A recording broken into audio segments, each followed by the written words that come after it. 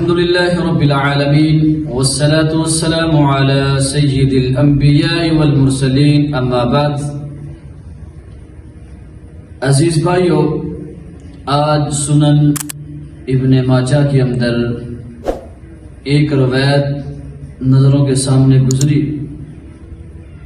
تو آج ہم آپ کو اس روایت کے متعلق بتلاتے ہیں اور اس کا مفہوم بھی آپ کے سامنے رکھتے ہیں.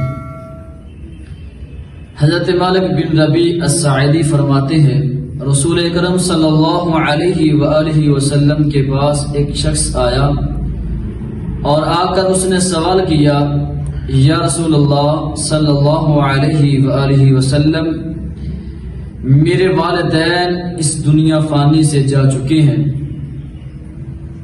اور کیا میں ان کے لیے ایسے کام نہ کر سکوں جس کے ذریعے ان کو فائدہ ہو، اور ان کی وفات کے بعد مجھ پر کون سے ایسے کام ہیں جو مجھ پر میرے ذمے ہیں؟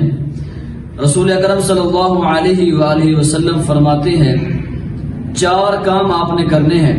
سب سے پہلا کام آپ نے کیا کرنا کہ اپنے والدین کے جو وعدے ہیں ان کو پورا کرنا ہے. اور دوسرے نمبر پر فرمایا، آپ نے جو آپ کے والدین کے رشتہ دار ہیں، رشتہ داروں کے ساتھ آپ نے صلہ رحمی کرنی ہے.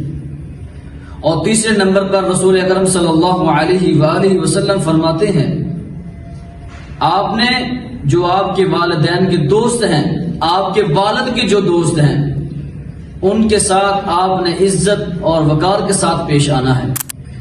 اور چوتھے نمبر پر رسول اکرم صلی اللہ علیہ وآلہ وسلم فرماتے ہیں، آپ نے یہ بھی کام کرنا ہے، ان کے لیے مغفرت کی دعا کرنی ہے، ان کے لیے مغفرت کی اللہ سے دعا کا طلبگار بننا ہے. تو عزیز ساتھیو، جن کے والدین اس دنیا فانی سے جا چکے ہیں، ان کے لیے یہ کام ضروری ہے وہ بھی اس حدیث کو سنیں اور اس کے مطابق عمل کرے. اللہ سے دعا ہے کہ اللہ پاک جن کے والدین دنیا فانی سے جا چکے ہیں ان کے لیے مغفرت فرمائے اور ہم کو ان کے لیے صدقہ جاریہ بنائے.